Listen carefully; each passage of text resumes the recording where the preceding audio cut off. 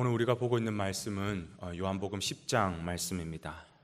오늘 말씀에는 예수님께서 스스로 자기를 드러내시는 그런 자증적인 설교를 하시는데요. 요한복음에 보면 총 7가지의 자증적인 설교가 나옵니다.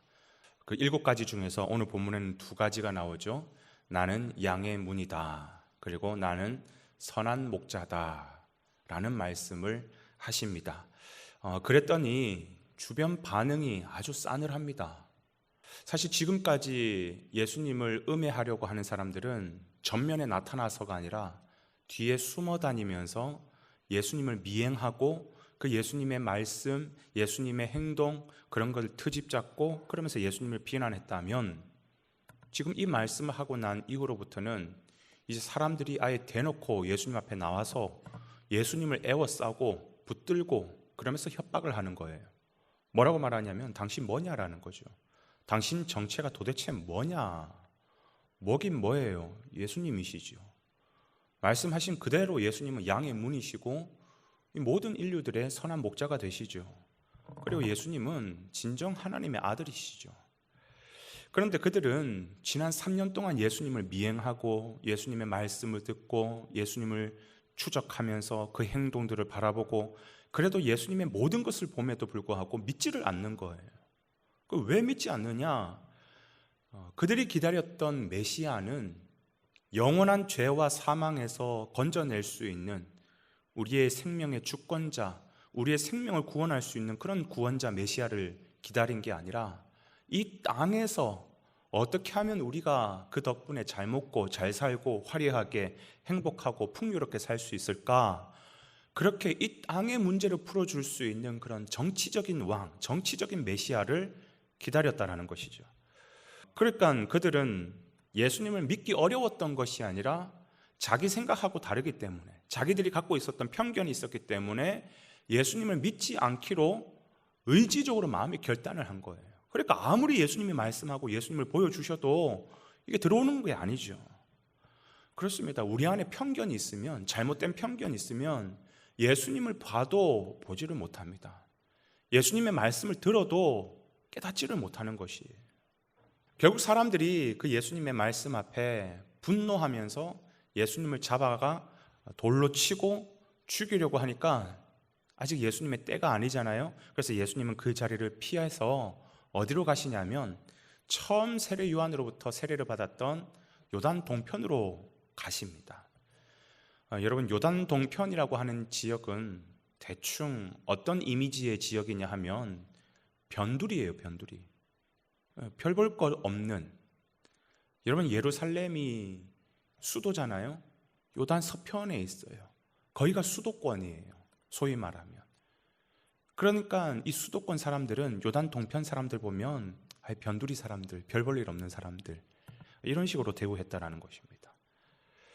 그런데 놀라운 것은 뭐냐면 유대인들에게 이렇다 할 대우도 받지 못하는 이런 사람들은 예수님이 요단 동편에 오셨을 때 예수님을 알아보고 예수님의 말씀을 듣고 깨닫고 예수님을 의지하고 예수님을 믿고 예수님 따르는 거예요. 이게 놀라운 일이죠. 여러분, 믿음의 역사란 이렇게 만들어지는 것입니다.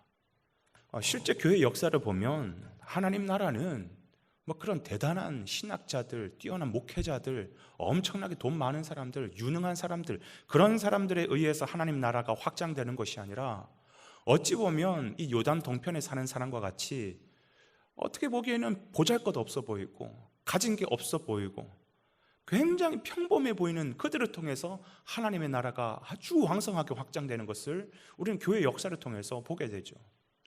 여러분, 그 예수님의 제자들이 세웠던 교회 한번 다 보십시오. 다 출신이 목수고 어부고 평범한 서민이고 별 볼 일 없는 그런 사람들, 그런 사람들이 펼쳤던 하나님 나라 운동이 채 1세기도 되기 전에 100년이 되기도 전에 그 제국의 중심이었던 로마를 뒤집어 엎는 놀라운 역사를 만들어내잖아요. 이게 하나님의 놀라운 역사라는 것입니다. 그런데 우리가 착각하면 안 됩니다. 내 삶이 평범하고 내 삶이 뛰어나지는 않기 때문에 그래서 변두리 같은 인생이라고 해서 그게 구원받을 수 있는 조건은 되는 게 아닙니다. 물론 영적 전문가라고 해서 반드시 구원받는 것은 아니다라고 말씀드렸지만, 그렇다고 그럼 평범하면 다 구원받느냐? 그것도 아니라는 것이. 정말 우리가 하나님 앞에 구원받은 백성이라고 한다면 그에 걸맞는 모습이 있어야지 그게 구원받은 백성이지요.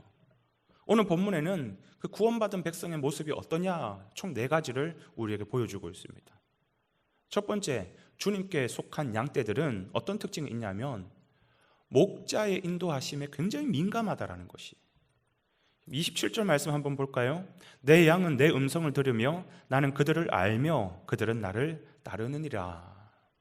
양은 연약하기 때문에 자기 목자 음성에 굉장히 민감합니다. 왜? 따라가야 되니까.